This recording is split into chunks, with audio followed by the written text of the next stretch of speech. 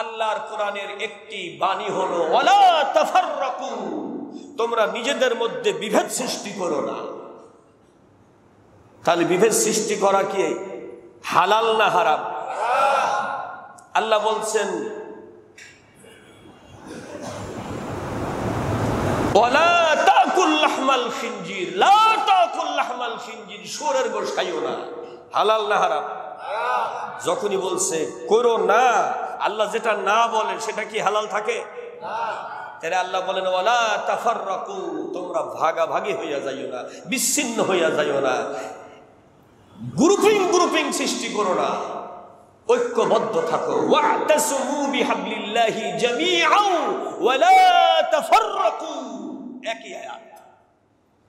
তোমরা আল্লাহর কোরআনকে আঁকড়িয়ে ধরো, পরস্পর বিচ্ছিন্ন হইও না। তোমাদের যত মাথা তত বুদ্ধি, ঠিক আছে, কারোর জ্ঞান কম কারোর জ্ঞান বেশি, কিন্তু 5 ভাইয়ের জ্ঞান, 5 ভাইয়ের হাইট, 5 ভাইয়ের চেহারা একরকম হয় না, 5 ভাইয়ের বিবেক বিবেচনা একরকম হয় না, কিন্তু একে অপরে গুতাগুতি ঠেলাঠেলি কইরা তোমরা ভাইয়ে ভাইয়ে বিচ্ছিন্ন হয়ে যাইও না, তাহলে তোমাদেরকে ইবলিসে খাইয়া ফেলাইবে,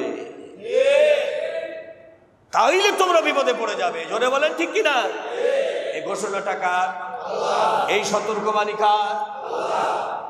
প্রিয় হাজিরিন, আমরা সবাই বলছি বাংলাদেশ মুসলমানের দেশ, নবীর উম্মতের দেশ, এই দেশে ইসলাম মসজিদের দেশ, কোরআনের হাফেজদের দেশ, আলেমদের দেশ, এই দেশে ইসলাম অনুযায়ী দেশটা চলা উচিত।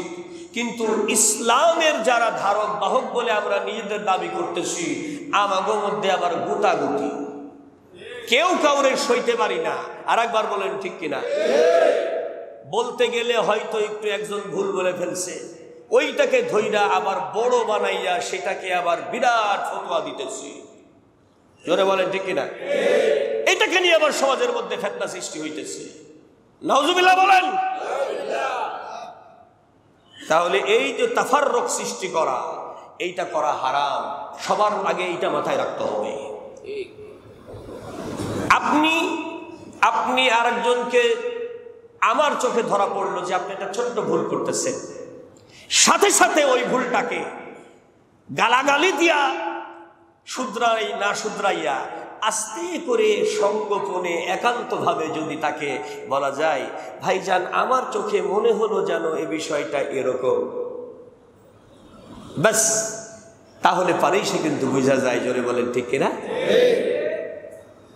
রাসূলের সাহাবাদের সামনে কোন আমল করতে গিয়ে আল্লাহর কোন বান্দা যদি ভুল করত, আল্লাহর হাবিব সাল্লাল্লাহু আলাইহি সাল্লামের ওই সাহাবাগণ সঙ্গে সঙ্গে আল্লাহর ওই বান্দার ভুলটা গলা চাপে ধরায় দিতেন না, বলতেন ভাইজান দেখেন তো আমি এইভাবে ওযুটা করতেছি, আমার ওযুটা দেখেন তো।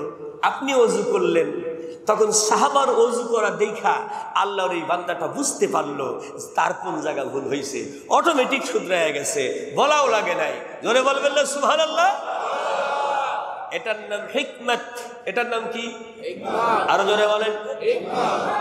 এজন্য নসিহতের ক্ষেত্রে আল্লাহ রাব্বুল আলামিনের বর্ণনা হলো উদউ ইলা সাবিলি রাব্বিকা বিল হিকমা ওয়াল মাউইযাতিল হাসানা ওয়াজাদিলহুম বিল্লাতী হিয়া আহসান।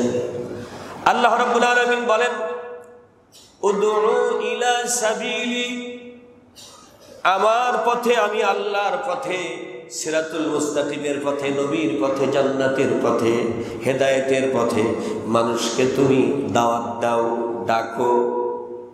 রব্বিকা বিল হিকমা, তোমার রব তোমাকে যে হিকমত দান করেছেন, যে জ্ঞান প্রজ্ঞা দান করেছেন, সেইটা দ্বারা তুমি সুন্দর করে মানুষকে আল্লাহর পথে ডাকো।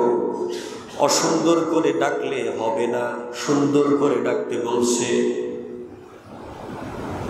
মাউইযাতিল হাসানা, ওয়াজ যদি করো, নসিহত করো, তাইলে সুন্দরভাবে করবে, হাসানার সাথে করবে, কঠোর কর্কশ আজে বাজে কথা বলে গালাগালি দিয়া না।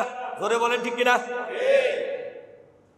ওয়াজাদিলহুম বিল্লাতী হিয়া আহসান, অতঃপর যদি বিতর্ক হয় তাহলে সেখানেও তোমরা এহসানের সাথে সুন্দরভাবে যুক্তি দিয়া সুন্দর কইরা এহসানের সাথে বিতর্ক করবে। কারণ উদ্দেশ্য হইল ইসলাহ করা, সংশোধন করা। কারণ ভুল মানুষই করে, ধরে বলেন ঠিক কিনা? আমাদের কুষ্টিয়া জেলার একজন মুহাক্কিক আলেম, মস্ত বড় বক্তা, নাম আমিরে হামজা। কথাটা কি নাম শুনছেন? তার নাম শুনছেন? কথা বলতে গিয়া উনি বলে ফেলেছেন মুহাম্মদ সাল্লাল্লাহু আলাইহি ওয়াসাল্লাম, আল্লাহ রাসূল সাল্লাল্লাহু আলাইহি ওয়াসাল্লাম তিনিও বার্তাবাহক ছিলেন, সাংবাদিক ছিলেন। এই দুইটা শব্দ নিয়ে এখন নেটে চরম আকারে কেউ কাফের ফতোয়া দিচ্ছে, কেউ পাগল ফতোয়া দিচ্ছে, কেউ আরো আজেবাজে গালাগালি করতেছে। জোরে বলেন ঠিক কিনা? দেখছেন আপনারা?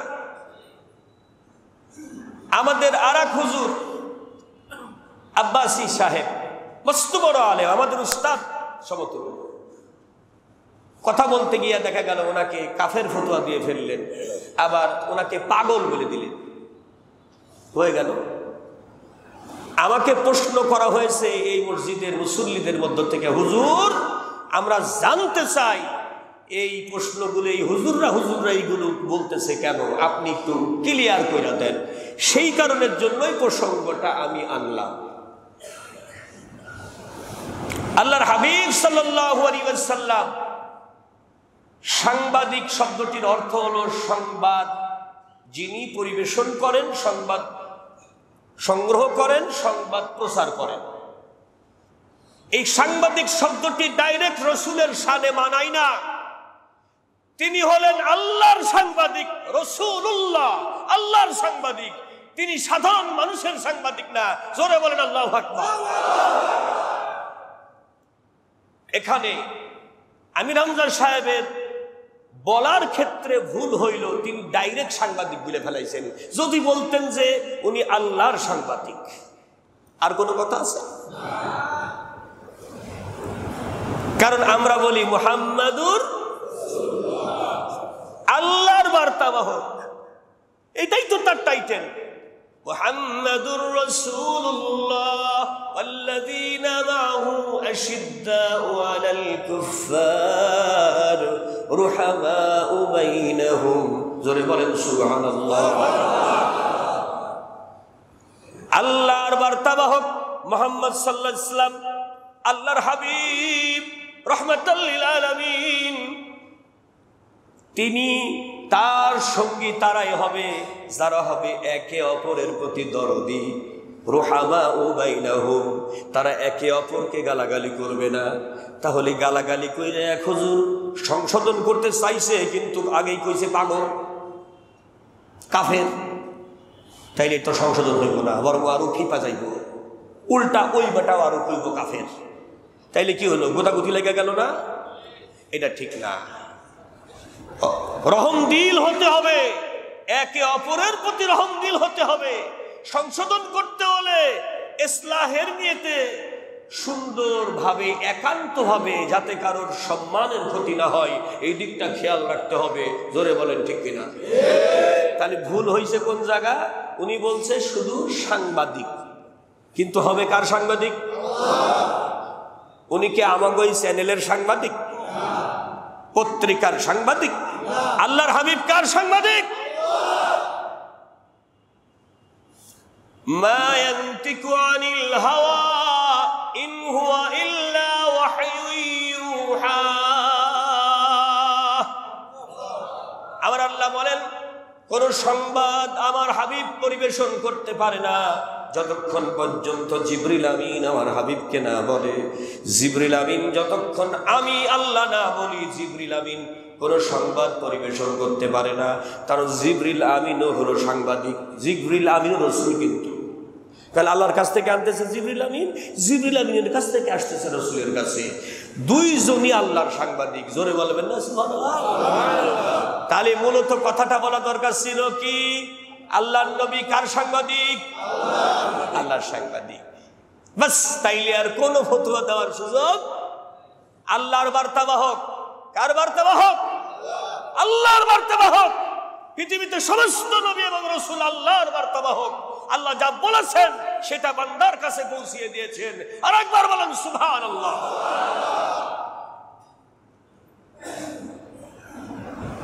বিদায় হজের ভাষণে আল্লাহর হাবিব দুনিয়া ছেড়ে চলে যাওয়ার আগে বললেন, ও আমার জাতির লোকেরা, ১৬ লক্ষ সাহাবার সামনে বললেন, হাল বাল্লাগতু রিসালাতান, আমার আল্লাহ পাক যে বার্তা আমার কাছে পাঠিয়েছিলেন আমি কি তোমাদের কাছে সেই বার্তাগুলো পৌঁছিয়ে দেই নাই? সবাই বলল, বাল্লাগতা ইয়া রাসূলুল্লাহ। হে আল্লাহর বার্তাবাহক, আল্লাহর পক্ষ থেকে প্রতিটি কথা, প্রতিটি শব্দ বাই শব্দ আপনি আমাদের কাছে পৌঁছিয়ে দিচ্ছেন, আমরা সাক্ষী দিলাম। চলে বলেন সুবহানাল্লাহ। তাহলে কথা বলার ক্ষেত্রে মুফতি হই আর যেই হই, আমাকে সতর্ক আরো হইতে হবে। আমি খতিব সাহেবও যদি ভুল বলে ফেলি, কেউ যদি সংশোধন করে দেয়, আলহামদুলিল্লাহ, আমাকে আরো সতর্ক হইতে হবে। আবার যিনি আমাকে সংশোধন করবেন তাকেও সতর্ক হইয়া সম্মানটা ঠিক রাইখা সতর্ক করতে হবে। আমার কথাটা কি বোঝা গেছে না? আপনি যদি আমার এই কাফের ফতোয়া দেন, পাগল ফতোয়া দেন, আর আমি যদি কাফের না হই, আর আমি যদি পাগল না হই, তাহলে ওই কথাটা মিথ্যা হয়ে গেল। কথা বলেন না কেন? তাহলে ওই কথাটা কি হয়ে গেল? তাহলে মিথ্যা কথা বলা কি যাবে? কোন আলেম, কোন মুফতি, কোন পীর সাহেব মিথ্যা বলতে পারবে? কোন খতিব সাহেব মিথ্যা বলতে পারবে? মুসলমানের নামাজ কাজা যেতে পারে, রোজা ভঙ্গ হইতে পারে, মুসলমান মিথ্যা কথা বলতে পারে না, বলতেই পারবে না, বলা নিষেধ। কারণ মিথ্যা হলো সকল গুনার মা। এজন্য সতর্ক হওয়া দরকার। প্রতিটা মসজিদের খতিবের সতর্ক হওয়া দরকার, প্রতিটি কোরআনের আলোচকের সতর্ক হওয়া দরকার। হতে পারে সে সমস্ত বান্দাদের জ্ঞান এত বেশি যে আমাদেরকে সারা জীবন পড়াইতে পারে, এত জ্ঞান তাদেরকে আল্লাহ দান করেছেন। কিন্তু বলার ক্ষেত্রে, সাধারণ মানুষের বলার ক্ষেত্রে একটু রহম দিল হইয়া হাসানা, প্রাঞ্জল ভাষায়, সুন্দর ভাষায় একে অপরের সম্মান ঠিক রেখে বলতে হবে। জোরে বলেন আল্লাহু আকবার। আশ্চর্য হবেন, আমাদের দেশের একজন বক্তা তিনি বললেন সমস্ত পীর সাহেবদের ব্যাপারে যে এই পীর সাহেবরা দেশটা ধ্বংস করে ফেলাইছে। নাউজুবিল্লাহ কর। আমি বলি, আলেম সাহেব, আপনি যে এই কথাটা বললেন, গোটা বাংলাদেশের হাজার হাজার মাদ্রাসা, হাজার হাজার ইসলামী শিক্ষা প্রতিষ্ঠান, হাজার হাজার খানকা, হাজার হাজার কোটি কোটি মানুষকে আল্লাহর দ্বীন, যখন কোনো ইসলামী দল ছিল না, তখন বাংলাদেশে, ভারতবর্ষে এই মুসলমানদেরকে ইসলাম শিখাইছে, ওযু শিখাইছে, নামাজ শিখাইছে, ধৈরা ধৈরা এই পীর সাহেব হুজুররাই শিখাইছে। আর একবার বলেন ঠিক কি? আপনি গণহারে পীর সাহেবদের গালি দিবেন, পীর সাহেবের ঘড়ি মোটা, এই সমস্ত কথাবার্তা কইবেন। ভাই একটু সাবধান। কারোর ঘড়ি মোটা থাক, কারোর ঘড়ি চিকন থাক, এই কথাটুকু তো অতিরিক্ত কথা, বাতিল কথা, অপ্রয়োজনীয় কথা। এইগুলো দিয়া, আজে বাজে এইগুলো দিয়া সমাজের মধ্যে ফিতনা সৃষ্টি হচ্ছে। আর একবার বলেন আল্লাহু আকবার। প্রিয় হাজিরিন, আল্লাহ রাব্বুল আলামিনের কোরআন তাই বলতেছে, বিজয় আল্লাহ রাব্বুল আলামিনের পক্ষ থেকে আসে। বিজয়ের জন্য লাগবে সাহায্য। এই সাহায্য আসার জন্য শর্ত আছে। সাহায্য আসার জন্য শর্ত হলো ওয়াস্তাঈনু বিস-সাবরি ওয়াস-সালাহ ইন্নাল্লাহা মা'আস-সাবিরিন। সাহায্য আসার জন্য শর্ত দুইটা, সবর এবং সালাত। সালাতের মাধ্যমে ধৈর্য সহ বান্দা ধৈর্য ধারণ করে, তখন আল্লাহর সাহায্য আসে। জোরে বলেন সুবহানাল্লাহ। সালাত জামাআত দলবদ্ধভাবে পড়া উত্তম না দল ভঙ্গ করে পড়া উত্তম? বলেন, সালাত কি পড়তে হবে জামাতের সাথে না জামাত বাদে? আরো জোরে বলেন, আরো জোরে বলেন। জামাআত মানে দলবদ্ধভাবে আল্লাহর ইবাদত করতে হবে, এটা আল্লাহ চাই। রাসূল আকরাম সাল্লাল্লাহু আলাইহি ওয়াসাল্লাম আর বিছানা থেকে উঠতে পারতেছেন না। জীবনের শেষ দিনগুলো 17 ওয়াক্ত নামাজ হযরতে আবু বকর রাদিয়াল্লাহু তাআলা আনহু পড়াইলেন নবীর অনুমতি নিয়া। কোন কোন সময় নবীকে সাহাবারা দুই কাঁধের মধ্যে হাত দিয়া পাটা ছেঁচড়াইতে নিয়া জামাতে দাঁড় করায় দিতেন। তারপরও আল্লাহর হাবিব জামাত ছাড়তেন না। এজন্য আমাদের প্রতি অতি কর্তব্য হলো জামাআতের সাথে সালাত আদায় করা। জোরে জোরে বলেন সুবহানাল্লাহ। তাহলে ঐক্যবদ্ধ থাকার গুরুত্ব আছে বলেই 5 ওয়াক্ত নামাজে আযান দিয়ে মুসলমানদেরকে জামাতে শরীক হওয়ার জন্য বলা হয়। জোরে জোরে বলেন আল্লাহু আকবার। মতের পার্থক্য থাকতে পারে, কিন্তু ইসলামের ব্যাপারে, নবীর ব্যাপারে কোন দলাদলি যেন না হয়, মত পার্থক্য যেন আপনার একে অপর থেকে বিচ্ছিন্ন হয়ে না যায়। এজন্য দৈনিক 5 বার বা জামাত প্রতিটি মহল্লায়, প্রতিটি পাড়ায়, প্রতিটি সমাজে, প্রতিটি মসজিদে এই প্র্যাকটিস করানো হয়। আর একবার বলেন সুবহানাল্লাহ।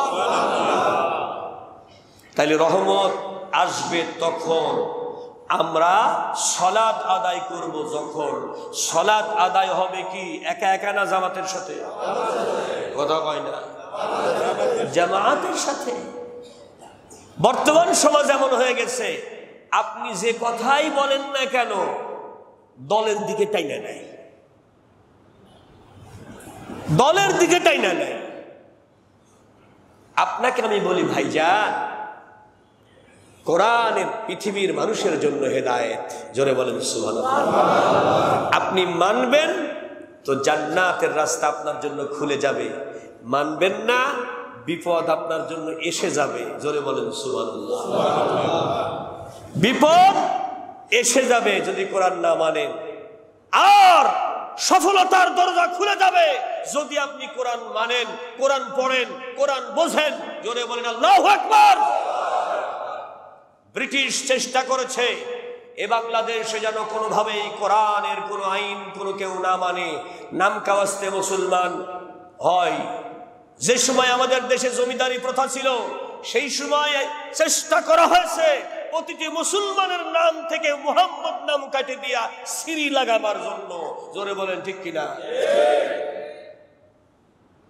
চেষ্টা এখনো চলতেছে। নাস্তিকেরা, ভারতের যারা এজেন্ট, তারা চেষ্টা করতেছে এই বাংলাদেশের জমিনে যেন পীর সাহেব হুজুররা যতই চেষ্টা করুক, আলেমরা যতই চেষ্টা করুক, খতিব সাহেবরা যতই চেল্লাফাল্লা করুক, কোনোভাবেই যেন এদেশে আল্লাহর কোরআনের নিয়ম কানুন এগুলো যেন সমাজে দেশে প্রতিষ্ঠিত না হয়।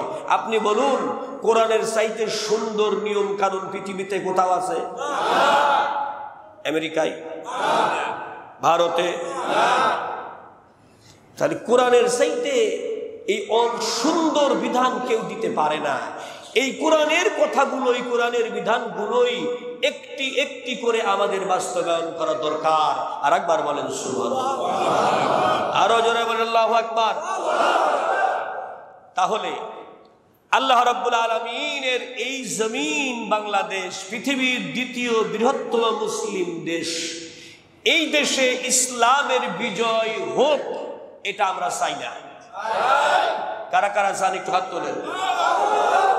আল্লাহ কবুল করুন। জোরে বলেন আমিন। আরো জোরে বলেন আমিন। আলহামদুলিল্লাহ। হাত নামান। ইসলামের বিজয় হতে হবে।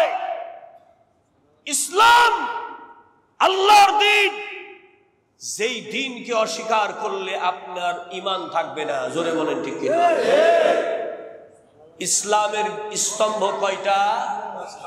জোরসে বলেন, সবাই বলেন। 1 নাম্বার এক নাম্বার কি? কালেমা। বলেন লা ইলাহা ইল্লাল্লাহু মুহাম্মাদুর রাসূলুল্লাহ। তাহলে এই কালেমার মধ্যে কি বলা হলো? আল্লাহ হলো ইলাহ, আল্লাহ কি? আর মুহাম্মদ সাল্লাল্লাহু আলাইহি সাল্লাম হলো আল্লাহর বার্তাবাহক। জোরে বলবেন আল্লাহু আকবার। আল্লাহ হলেন ইলাহ। ইলাহ মানে কি? আইনদাতা, বিধানদাতা, লালনকারী, পালনকারী, আইনদাতা, বিধানদাতা ইলাহ। ইলাহ আল্লাহ ছাড়া কাউকে আমি ইলাহ মানি না। জোরে বলেন সুবহানাল্লাহ। আল্লাহু লা ইলাহা ইল্লা হুয়াল হাইয়ুল কাইয়্যুম লা তাখুযুহু সিনাতুন ওয়ালা নাওম। এটা আমরা পড়ি আয়াতুল কুরসি। জোরে বলেন পড়ি কিনা?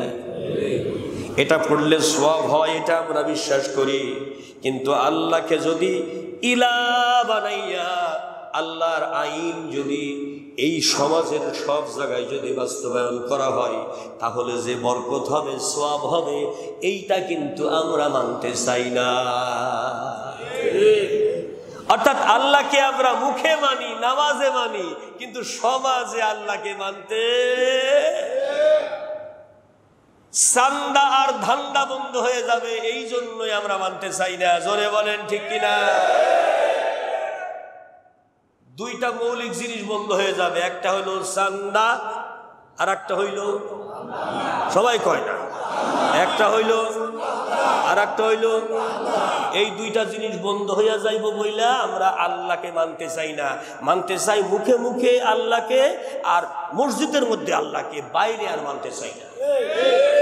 কিন্তু মানতে হবে সব জায়গায় না, এক জায়গায়। মসজিদের মধ্যে আপনি মুমিন, বাইরে গিয়ে আপনি কাফের। কাফের মানে আল্লাহর আইন অস্বীকার করলেন। এটা তো হবে না ভাই।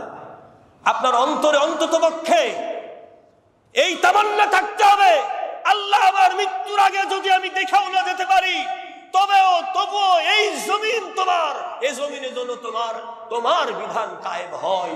এই তামান্না আপনার অন্তরের মধ্যে রাখতে হবে। অন্তরের মধ্যে এই তামান্না না রেখে যদি মৃত্যু হয়, তাহলে মুনাফিক হয়ে মরা লাগবে। আর একবার বলেন ঠিক কিনা? আমার সঙ্গে হাদিস বলেন, মাম্মাতা ওয়ালাম ইয়াযু, যে ব্যক্তি মৃত্যুবরণ করলো কিন্তু আল্লাহর দিন প্রতিষ্ঠার জন্য চেষ্টা করলো না, ওয়ালাম ইউহাদ্দিস বিহি নাফসাহু, অন্তরের মধ্যেও ইচ্ছা পোষণ করলো না যে আল্লাহর হুকুমগুলো সমাজেও বাস্তবায়ন হওয়া দরকার, রাষ্ট্রেও বাস্তবায়ন হওয়া দরকার, এটা অন্তরে পোষণ করলো না। ফামাতা আলা শুবাতিন মিনান নিফাক, বুখারী শরীফের বর্ণনা, সে ব্যক্তি মুনাফিকের মরণ হবে। কারণ সে আল্লাহর ইসলামকে নিজের জীবনে বাস্তবায়ন করতে না পারলেও অন্তরে অন্তরে যে ভালোবাসবে সেটাও সে বাসে না। অতএব ওই অন্তর্জামী আল্লাহ বলতেছে তার মৃত্যু হবে মুনাফিকের মওত। জোরে বলেন নাউযুবিল্লাহ। তাহলে আমি পীর সাহেব হই বা পীর সাহেবের মুরিদ হই, আমি খতিব সাহেব হই বা খতিব সাহেব ইমাম সাহেব হই, আমি মুসল্লি হই অথবা ডাক্তার হই, ইঞ্জিনিয়ার হই, প্রত্যেকটা মুমিনের অন্তরে এটা থাকা লাগবে যে আল্লাহ, আল্লাহ রসুলের দিন ব্যক্তি, পরিবার, সমাজ, রাষ্ট্রে কায়েম হতে হবে, বাস্তবায়ন হওয়া দরকার। আর একবার বলেন ঠিক কিনা? আরো জোরে বলেন ঠিক কিনা? এই বাস্তবায়নের জন্য আজ এখন আর পীর সাহেবরাও বৈশা নাই, তারাও ময়দানে নেমে গেছে। জোরে কথা কথা কয় না, পীর সাহেবরা বসে আছে। কারণ পীর সাহেবরাও বুঝা গেছে যে যদি আল্লাহর দিন কায়েমের জন্য আমরা কোরআনের জন্য চেষ্টা না করি, মৃত্যু হইব মুনাফিকের মতো। আমি হুজুরও যদি এই কথাগুলো না বলি, তাহলে আমারও মৃত্যু হবে মুনাফিকের মতো। একথা আমি কইছি। আল্লাহর বার্তাবাহক, আল্লাহর সাংবাদিক, আল্লাহর রাসূল সাল্লাল্লাহু আলাইহি সাল্লাম রাহমাতাল লিল আলামিন বলে গেছে। আরেকবার বলেন সুবহানাল্লাহ। এজন্যই আল্লাহ রাসূল সাল্লাল্লাহু আলাইহি সাল্লামকে তার 23 বছর জীবনে 28টা যুদ্ধের সেনাপতির দায়িত্ব পালন করতে হয়েছে। জোরে বলেন আল্লাহু আকবার। আল্লাহর নবী নরমাল বার্তাবাহক না, আল্লাহর সঙ্গে নবীর সম্পর্ক ডাইরেক্ট না ইনডাইরেক্ট? নরমাল না জটিল? নরমাল না কঠিন? আল্লাহর হাবিব আগের সূরা আল-আহজাবের তাফসীর আপনারা নিজেরাই শুনেছেন। আল্লাহর হাবিব খালি দোয়া করলেন, আল্লাহ আবু লাহাবের 2 ছেলে উতবা এবং উতাইবা আমাকে গালাগালি দিছে, মুখের মধ্যে থুতু মারছে। আমি তোমার নবী, আমি তোমার রাসূল, আমি তোমার রাহমাতাল লিল আলামিন, আমি তোমার রাসূল। জোরে বলেন সুবহানাল্লাহ। শুধু রাসূল না, আমার নবী রাসূলদের রাসূল। জোরে বলেন আল্লাহু আকবার। আমার নবী কি শুধু রাসূল? রাসূলদের রাসূল, সব রাসূলদের বাদশা। সুবহানাল্লাহ কইতেন না? এর ব্যাখ্যা আপনারা আগেই শুনছেন। তিনি শুধু বললেন, আবার পাথর ছুঁড়া মারছে, থুতু মারছে নবীর মুখের মধ্যে, দাঁত ভেংসাইয়া নবীরে কুকুরের মতো দাঁত ভেংসাইয়া নবীরে গালি দিছে। আবু লাহাবের ফোলা উতবা। সূরা লাহাবের তাফসীর আপনারা পড়বেন, যেটা ইচ্ছা পড়েন, দেখবেন লেখা আছে। আল্লাহর হাবিব খালি একটা সংবাদ পাঠাইলেন আরশে আজিম বরাবর। জোরে বলেন আরশে আজিম কার? আল্লাহ। হযরতে রাসূল বলেন, মালিক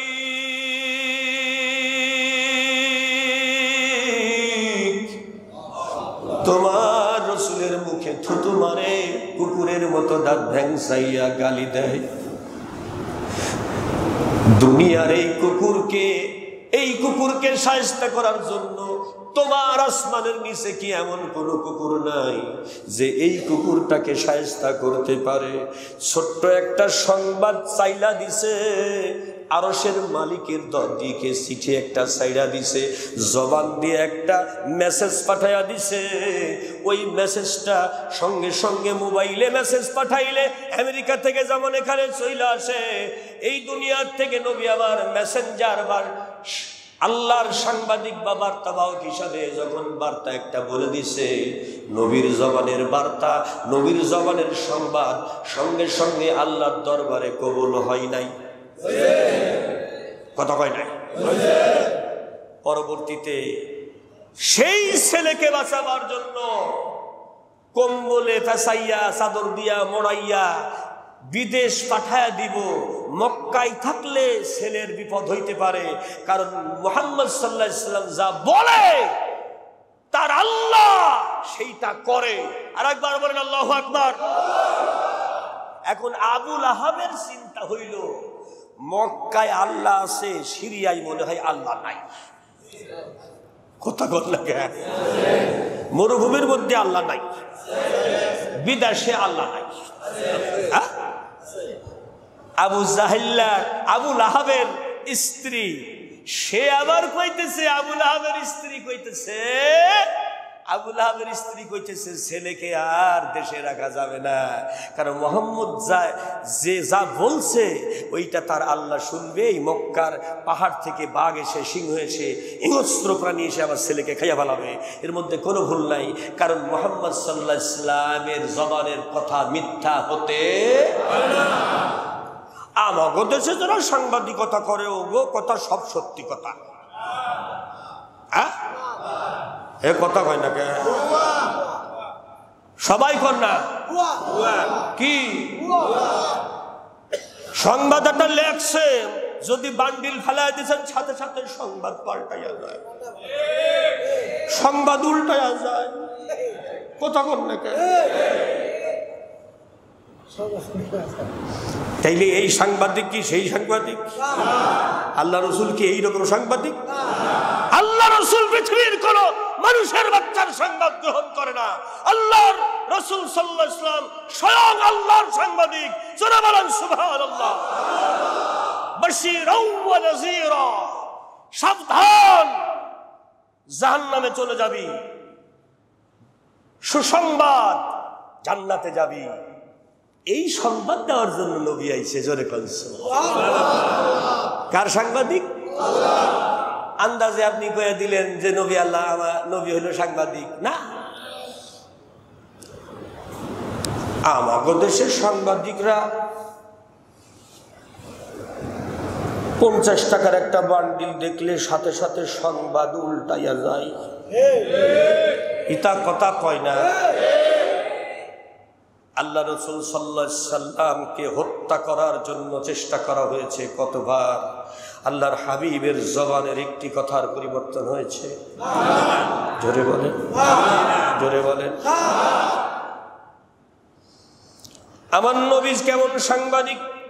সূরা লাহাবের তাফসীরে আপনারা কতদিন শুনেছেন? মরুভূমির মধ্যে কাফের, মরুভূমির মধ্যে কুকুর রূপী হিংস্র প্রাণী এসে ওই বেটাকে সিরিয়া মক্কার মাঝখানে ঠিকই ছিঁড়া টুকরা করে ওর কলিজা ছিঁড়ে রক্ত খেয়ে চলে গেছে। আবু লাহাব ঠেকাইতে পারে নাই। জোরে বলেন ঠিক কিনা?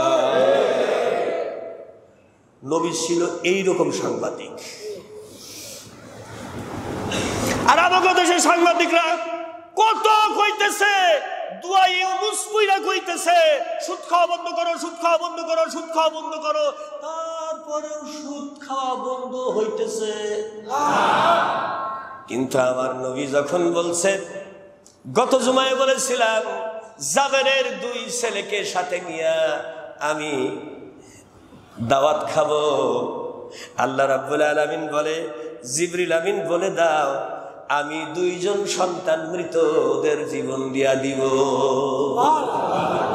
আল্লাহর হাবিব জাবেরের বাড়িতে দাওয়াত খেতে এসেছে, 2 ছেলেই মৃত, লাশ পড়ে আছে।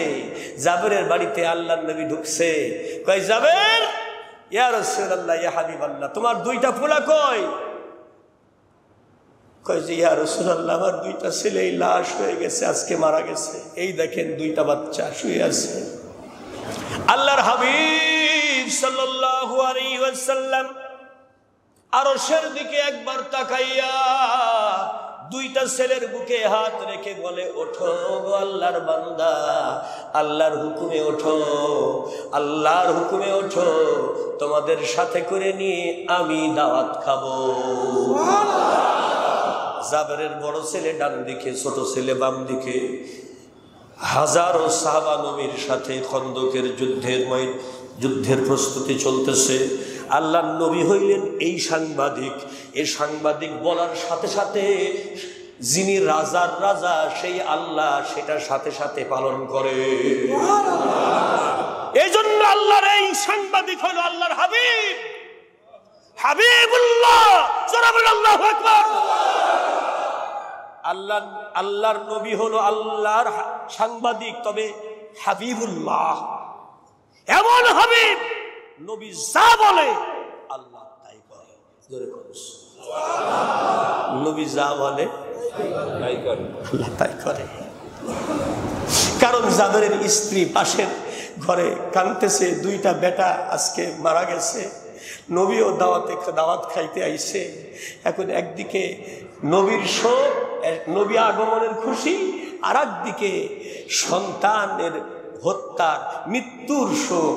মা বলছে আমার সন্তানের মৃত্যু হয়েছে, তাতে আমার দুঃখ নাই, কিন্তু আমার রাহমাতাল লিল আলামিন আল্লাহর রাসূল যেন খুশি, বেখুশি হইয়া নাখুশি হইয়া নাখোশ না হয়।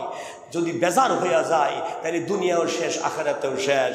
সন্তানের চাইতে আমার নবীর মর্যাদা বেশি, নবীর মূল্য বেশি। জোরে বলেন সুবহানাল্লাহ। রাসূলের মহিলা সাহাবা জাবেরের স্ত্রী বলে, আমার 2 সন্তান, পুত্র সন্তানের চাইতে আমার নবীর দাম বেশি। জোরে বলেন সুবহানাল্লাহ।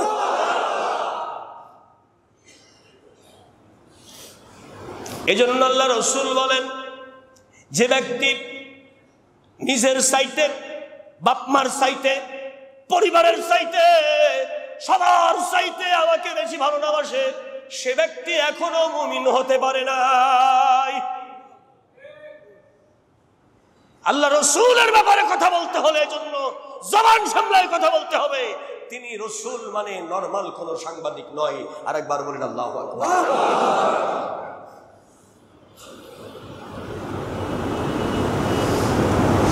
লা ইউমিনু আহাদুকুম হাত্তা আকুনা হাব্বা ইলাইহি মিন ওয়ালিদিহি ওয়া আওলাদিহি ওয়ান নাসি আজমাইন, রাওয়াহুল বুখারী।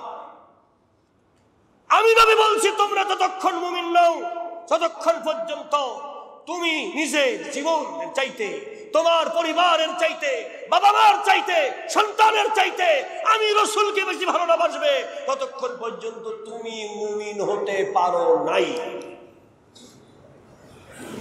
হযরত ওমরকে বলতেছে, ওমর তুমি আমাকে কতটুকু ভালোবাসো? হযরত ওমর বলে, ইয়া রাসূলুল্লাহ, আমার বাবা মার পরেই আমি আপনারে ভালোবাসি। আল্লাহ রাসূল বলে, তুমি এখনো মুমিন হইতে পারো নাই। কি কথা? তখন আল্লাহর হাবিব বুঝিয়ে দিলেন, ওমর তো মুসলমান হয়েছে, এখনো ইমানের প্রকৃত গুণ কি তা বোঝে নাই। আল্লাহর পরে আসমান জমিনে সবকিছু চাইতে আল্লাহর হাবিব আল্লাহর রাসূলকে ভালোবাসতে হবে। জোরে জোরে বলেন আল্লাহু আকবার। তাহলে ওই আল্লাহ রাসূলের ব্যাপারে জবান খুলে কথা বলতে হলে কতবার ভাবা লাগবে?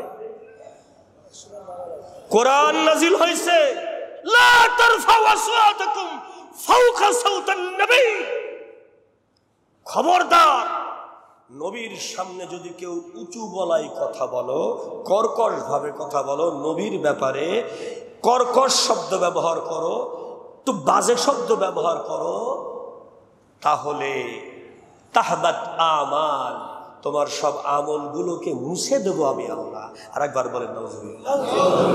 তো আমি নেক আমল, আমি হুজুর হইয়া কি করুম ভাই? আমার নেক আমল যদি আল্লাহ মুইসা দেয়, তাইলে হুজুর হইয়া লাভ আছে, হাফেজ হইয়া লাভ আছে, কোরআন বইয়া লাভ আছে, সব শেষ। তাহলে আল্লাহ এবং তার রাসূল, আল্লাহর প্রদত্ত বিধান, রাসূলের প্রদর্শিত আদর্শ, এটাই হলো আল্লাহর দ্বীন। আরেকবার বলেন সুবহানাল্লাহ। আজকের কথাগুলো আমি আমাদের বিরুদ্ধে বললাম, আপনাদের শিখানোর লাইগা। জোরে বলেন, বুঝতে পারছেন না? যে যে দল করেন, কিন্তু মনে রাখবেন, আপনি আওয়ামী লীগ করতে পারেন, বিএনপি করতে পারেন, জাসদ করতে পারেন, বাসদ করতে পারেন, সরমলাই করতে পারেন, আটষট্টি করতে পারেন, তবলিগ জামাত ইসলাম করতে পারেন, আপনি আব্বাসী হুজুরের লোক হতে পারেন, আপনি জামাত ইসলাম করতে পারেন, বিভিন্ন দলের লোক শিবির করতে পারেন, কিন্তু মনে রাখবেন আল্লাহ এবং তার রাসূলের ব্যাপারে সাবধান, সাবধান, সাবধান। এই জায়গায় কোনো প্রকারের আদবের ঘাটতি হওয়া চলবে। আল্লাহ পাক আমাদেরকে আমল করার তৌফিক দিক। সকলে বলুন আমিন।